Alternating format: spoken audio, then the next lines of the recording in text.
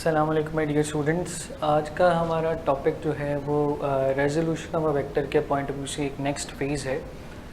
जैसे resolution of a vector के अंदर हमने इस बात को सीखा था कि अगर आप एक वेक्टर को उसके दो कंपोनेंट्स में डिवाइड करना चाहें तो आप कैसे कर सकते हैं। रेजोल्यूशन ऑफ अ वेक्टर के लिए जो ज़रूरी बात थी, आपको वेक्टर के मैग्नीट्यूड के बारे में अंदाज़ा होना चाहिए, आपको उसकी डायरेक्शन के बारे में अंदाज़ा होना चाहिए, तो आप आसानी उसके रेक्टेंगुलर कंपोनेंट्स जो हैं ना सिर्फ उन्हें ड्रॉ कर सकते हैं बल्कि उनके मैग्नीट्यूड को कैलकुलेट भी कर सकते हैं।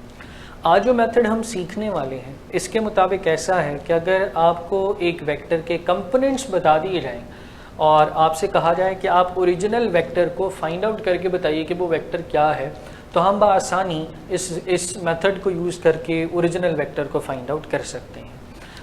इसके लिए हम फिर से कुछ बेसिक बातें यहाँ पे ज़ूम करके चलेंगे। मैं सबसे पहली चीज़ जो डेमॉन्स्ट्रेट करना चाहूँगा कि जब भी हम एक वेक्टर को उसके कंपोनेंट्स के थ्रू डिटर्मिन करने जा रहे होते हैं तो हमारे पास जो फिजिबिलिटी या अवेलेबल चीज़ें हुआ करती हैं वो कुछ ऐसी हैं कि हमें X component of the vector के बारे में कंप्लीट इन्फॉर्मेशन होती है, हमें Y component of the vector के बारे में इंफॉर्मेशन हुआ करती है, और हमारे पास अननोन पार्ट्स जो हुआ करते हैं उसमें magnitude of the original vector और direction of the original vector का, जैसे मैं थीटा का नाम दे सकता हूँ। तो ये दो पार्ट्स होते हैं जो हमारे पास अननोन हुआ करते हैं।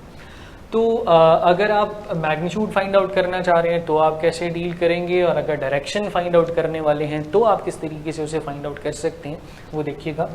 सबसे पहली चीज़, हम फिर से चूँकि रेक्टेंगुलर कंपोनेंट्स की यहाँ पे बात करें कि ये ए एक्स और ए वाई जो हैं ये दोनों ऐसे कंपोनेंट्स हैं कि जिन कंपोनेंट्स के दरमियान का एंगल हमारे पास 90 डिग्रीज़ के इक्वल हुआ करता है। तो अगर मैं एक डायग्राम स्केच कर लूँ इन कंपोनेंट्स के पॉइंट ऑफ व्यू से तो वो कुछ ऐसी बन जाएगी कि एक्स कंपोनेंट एक्स एक्सिस के अलॉन्ग ऑब्वियसली, और वाई कंपोनेंट जो है वो वाई एक्सिस के अलॉन्ग आएगा।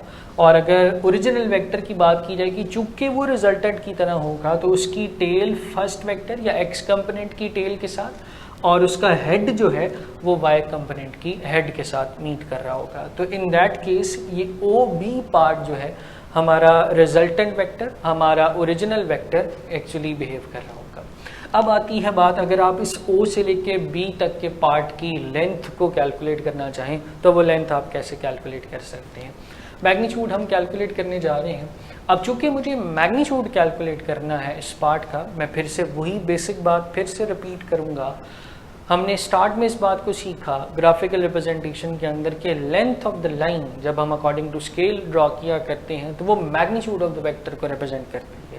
हमारा फिर से टारगेट यहाँ पे O से लेके B तक की जो लाइन है इसकी लेंथ को कैलकुलेट करना है। अगर मैं इसकी लेंथ को कैलकुलेट करने में कामयाब हो जाता हूँ तो मैं ये कह सकूँगा कि बेसिकली मैंने वेक्टर A का मैग्नीट्यूड जो है वो फाइंड आउट कर लिया है। तो वो किस तरीके से, फिर से यहाँ पे एक राइट एंगल ट्राइंगल कंस्ट्रक्ट हुआ है। सिंस एक्स कंपोनेंट और वाई कंपोनेंट के दरमियान का एंगल 90 डिग्रीज था तो मैं ये कह सकता हूँ कि ये एक राइट एंगल ट्राइंगल जो है हमारे पास एग्जिस्ट करता है। राइट एंगल ट्राइंगल के केस में हम जानते हैं पाइथागोरस थ्योरम के अकॉर्डिंग कि हाइपोटेन्यूज का स्क्वायर जो हुआ करता है वो बेस स्क्वायर प्लस परपेंडिकुलर के स्क्वायर के इक्वल हुआ करता है। तो पाइथागोरस थ्योरम के अकॉर्डिंग मैं ये स्टेटमेंट ऐसे मेंशन कर सकता हूँ। और अगर हम अपने गिवन केस में देख लें तो हमारी साइड OB जो है ये हाइपोटेन्यूज के तौर पे सर्व कर रही है, साइड OC बेस के तौर पे सर्व कर रही है, और साइड CB जो है ये हमारे पास परपेंडिकुलर के तौर पे सर्व कर रही है। OB का मैग्नीट्यूड A से रिप्रेजेंट हो रहा है, OC का मैग्नीट्यूड AX के साथ रिप्रेजेंट हो रहा है, और CB का मैग्नीट्यूड AY के साथ रिप्रेजेंट हो रहा है। तो इसलिए हाइपोटेन्यूज का स्क्वायर या हाइपोटेन्यूज की जगह अगर मैं मेंशन कर सकता हूँ तो वो A है, बेस की जगह अगर मैं मेंशन कर सकता हूँ वो AX है, और अगर परपेंडिकुलर की बात की जाए तो वहाँ जो चीज़ मेंशन की जा सकती है वो AY है।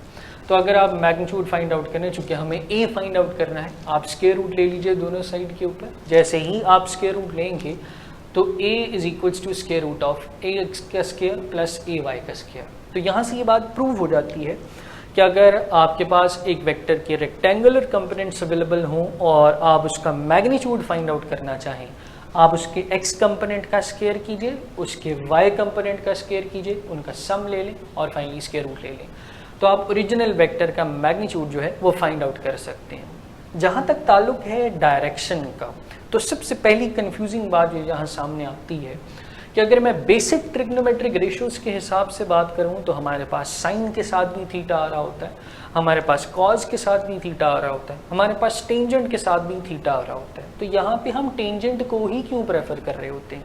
तो यहाँ टेंजेंट प्रेफर करने की एक बड़ी जेन्युइन रीज़न होती है कि हम जिस सिनेरियो में चल रहे होते हैं उसमें हमारे पास x और y कंपोनेंट्स नोन हैं। अगर फॉर एग्जांपल हमारे पास x कंपोनेंट नोन हो और वेक्टर का मैग्नीट्यूड नोन हो, हम cos थीटा से भी डायरेक्शन को फाइंड आउट कर सकते हैं।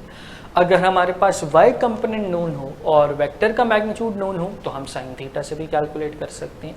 तो इस गिवन केस के अंदर चूंकि हमें x और y कंपोनेंट्स पता होते हैं, इसलिए इन नोन्स को शामिल करके सॉल्व करना ज़रूरी होता है। By basic definition of tangent theta हम जानते हैं कि it is the ratio of perpendicular to base. अब ये परपेंडिकुलर टू बेस की अगर रेशो है तो परपेंडिकुलर हमारे केस में साइड सी बी थी या जिसका मैग्नीट्यूड ए वाई था, तो मैं परपेंडिकुलर की जगह ए वाई लिख सकता हूँ और बेस की जगह ए एक्स लिखा जा सकता है। और अगर आप दोनों साइड्स पे टेंजेंट इनवर्स को अप्लाई कर दें तो रिजल्ट ये होगा कि theta is equals to tangent inverse A Y divided by A X. तो यहाँ से ये बात प्रूव हो जाती है कि अगर आपके पास एक वेक्टर का x कंपोनेंट अवेलेबल है, आपके पास उसका y कंपोनेंट अवेलेबल है, तो आप बआसानी उसकी डायरेक्शन को फाइंड आउट कर सकेंगे बाय यूजिंग टेंजेंट इनवर्स। तो y component of the vector divided by x component, उसका इनवर्स ले लीजिए, आप बआसानी थीटा जो है वो फाइंड आउट कर सकेंगे। तो कुछ इस तरीके से डायरेक्शन वाला पार्ट जो है वो हम ऑब्टेन कर सकते हैं। मैं कुछ की पॉइंट्स रिकैप करना चाहूँगा। सबसे पहली बार याद रखिएगा कि जब भी हम एक वेक्टर को उसके कंपोनेंट्स के थ्रू डिटर्मिन करने जा रहे होते हैं तो हमारे पास जो नोन चीज़ें होती हैं उसमें x कंपोनेंट और y कंपोनेंट होता है। जो अननोन पार्ट्स हुआ करते हैं उसमें हमारे पास मैग्नीट्यूड ऑफ द वेक्टर और डायरेक्शन हुआ करती है। जहाँ तक मैग्नीट्यूड का ताल्लुक है, जो कि राइट एंगल ट्राइंगल बिल्ट हो रहा होता है कंपोनेंट्स की वजह से, हम पाइथागोरस थ्योरम अप्लाई करके वहाँ से मैग्नीट्यूड फाइंड आउट कर सकते हैं।